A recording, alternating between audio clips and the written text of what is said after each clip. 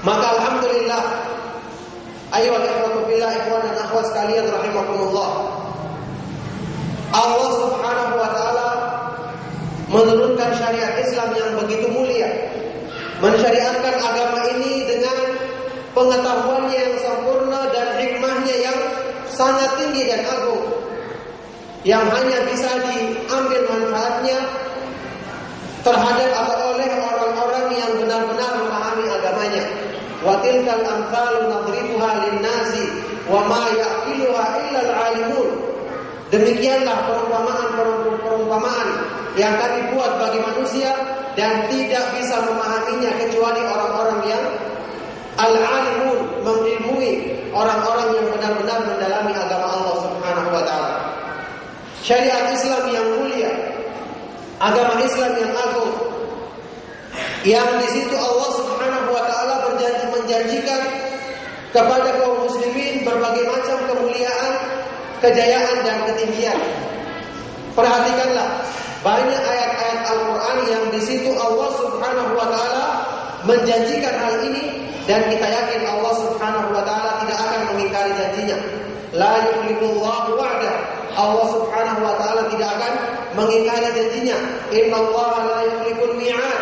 Sesungguhnya Allah Subhanahu wa taala tidak akan mengingkari apa yang dijanjikannya. Janji kemuliaan, ketinggian serta kebaikan itu banyak Allah sebutkan dalam Al-Qur'an. Walillahil 'izzatu wali rasulihi walil mu'minin. Sungguh milik Allah lah kemuliaan, milik Allah lah al-izzah, dan milik Rasulnya serta miliknya orang-orang yang beriman. Milik Allah, milik Rasulnya, dan miliknya orang-orang yang beriman.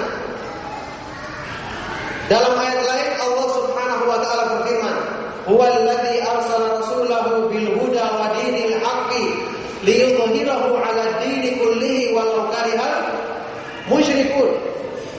Dialah Allah yang mengutus Rasulnya. Dialah Allah yang mengutus Rasulnya dengan al-huda, petunjuk, yaitu ilmu yang bermanfaat, wa dinil haq, dan agama yang benar, yaitu al-amalus saleh, amal yang saleh. Dialah Allah yang mengutus Rasulnya dengan petunjuk dan agama yang benar, yaitu ilmu yang bermanfaat dan amalan saleh. Supaya apa? Liyudhhirahu 'ala ad-dini kulli, supaya Allah jadikan agama Islam ini tinggi di atas agama-agama yang lainnya. Tinggi dalam segala hal, kemuliaannya lebih tinggi, kebaikannya lebih banyak dan lebih luas, serta semua jenis-jenis kemuliaan yang lainnya. Allah jadikan agama Islam ini unggul di atas agama-agama yang lainnya, meskipun orang-orang yang berbuat syirik tidak menyukainya. Wala tahinu wala tahzanu wa antumul a'launa in kuntum mu'minin.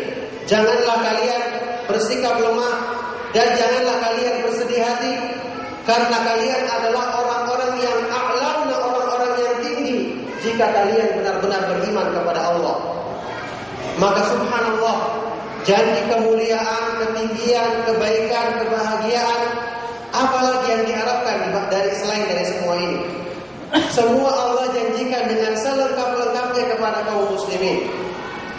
Cuman perlu diperhatikan, dalam setiap ayat yang Allah sebutkan tadi, di situ Allah mengisyaratkan adanya syarat. Jika syarat ini terpenuhi, janjinya akan terwujud. Jika sebab ini dipenuhi, maka akibatnya akan timbul. Apa syaratnya? Syaratnya adalah apa yang disebutkan dalam ayat-ayat tersebut.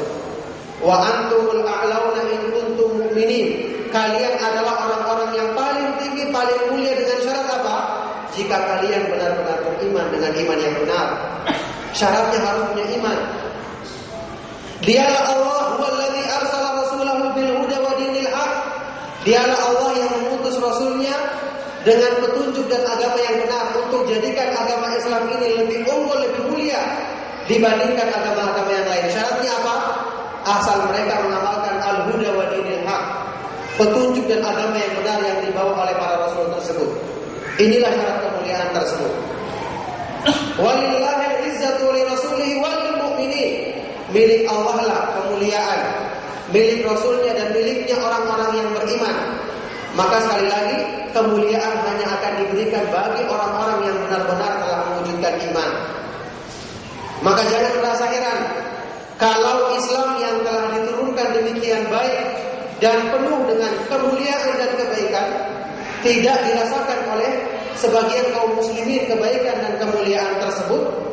Jawabannya adalah karena mereka tidak merasa bangga, tidak meyakini kemuliaan tersebut, apalagi memahami dan mengamalkannya. Bagaimana mungkin Allah Subhanahu wa taala muliakan seseorang yang dia itu tidak mau diberikan kemuliaan?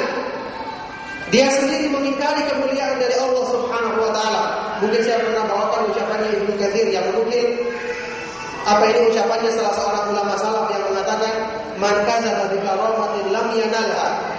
Barang siapa yang mengingkari satu kemuliaan dalam agama Islam, maka dia tidak akan pernah mencapai kemuliaan tersebut. Dia tidak akan pernah mencapai kemuliaan tersebut. Maka kalau kita tidak mau mengimani kemuliaan agama Islam dan merasa Islam ini benar-benar cukup untuk membahagiakan dan memberikan semua kebaikan kepada kita, maka selamanya Allah Subhanahu wa taala mengharapkan kita mendapatkan kemuliaan tersebut. Sampai kita mau mengubah diri, memperbaiki diri, barulah Allah Subhanahu wa taala akan memudahkan terwujudnya janji tersebut kepada kita. Innallaha la yughayyiru ma biqaumin Innallaha la yughayyiru ma biqaumin hatta yughayyiru ma bi anfusihim. Allah Subhanahu wa taala tidak akan merubah keadaan satu kaum sampai mereka yang berusaha untuk merubah keadaan mereka sendiri.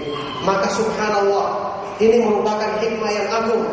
Memang Allah ingin mengkhususkan kebaikan ini bagi orang-orang yang pantas, bagi orang-orang yang tahu diri. Yahtassu bi rahmatihi man yasha.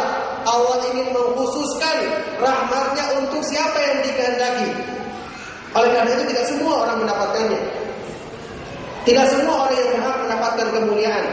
Cuma orang-orang yang Allah mengetahui kesungguhan dia untuk memuliakan dirinya, mereka ini